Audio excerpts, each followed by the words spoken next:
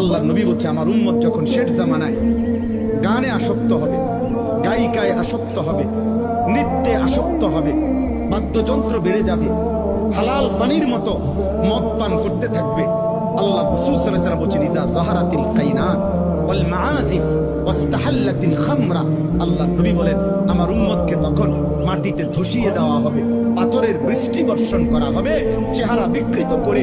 কোনদিন রাত গভীরে এই নাফরমান এমন হতে পারে, আল্লাহ মাফ করে দেন, কোনদিন রাত গভীরে শুইবার পরে ঘুম থেকে, গানের আসর থেকে, বাদ্যের আসরে, মদের আসরে, জুয়ার আসরে।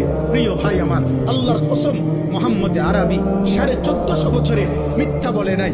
এই পাপের শাস্তি হিসাবে নবী বলছে চেহারা কোনদিন অচিরেই শেষ জামানায় আমার উম্মতের চেহারা এই গান, বাদ্য, মদ, নেশা, জুয়ার আসক্ত ব্যক্তির চেহারা মানুষের সুরত বদলিয়ে পশু জানোয়ারের আকৃতি হয়ে যাবে।